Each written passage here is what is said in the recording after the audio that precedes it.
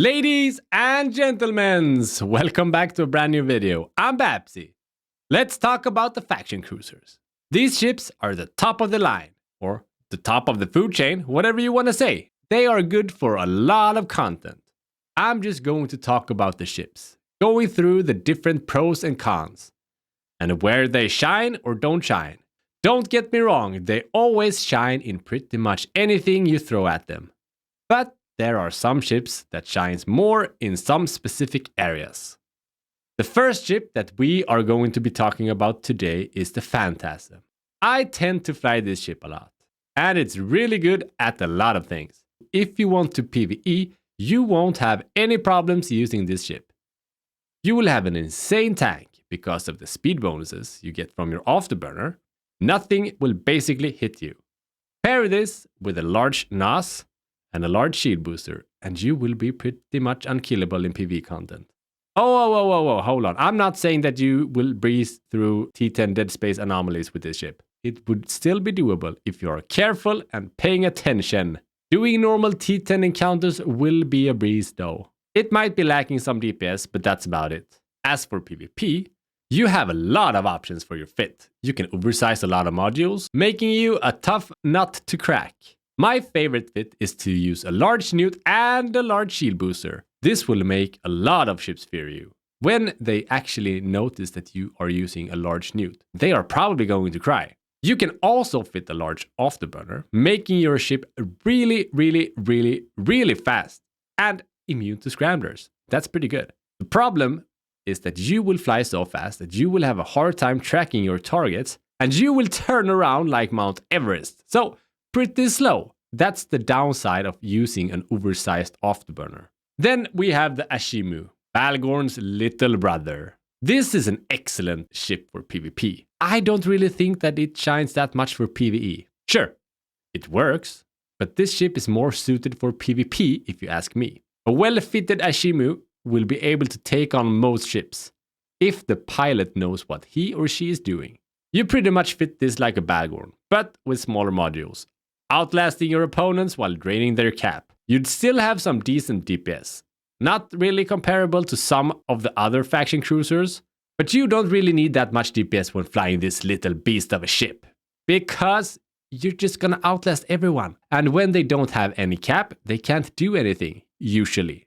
And they're dead. Just watch out for bigger ships with newts. They can mess a bit with your cap. Just saying. So watch out. Now we have the Vigilant. This is one of my favorite ships. I have planned a few videos when I'm flying this ship, so stay tuned. This ship is the king of kiting and dictating the range of your opponents. You get to decide the range, okay?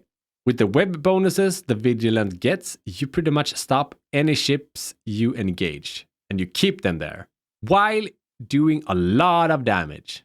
And the good thing here is you won't really have any problems with smaller ships either because of the web bonuses. There's not really much else to say. It's a really good ship, and I like it a lot. Next up is the Gila.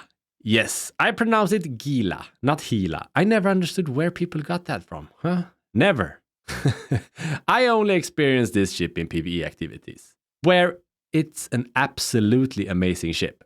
I've been blown up by a few Gilas in PvP, so they must be good, right?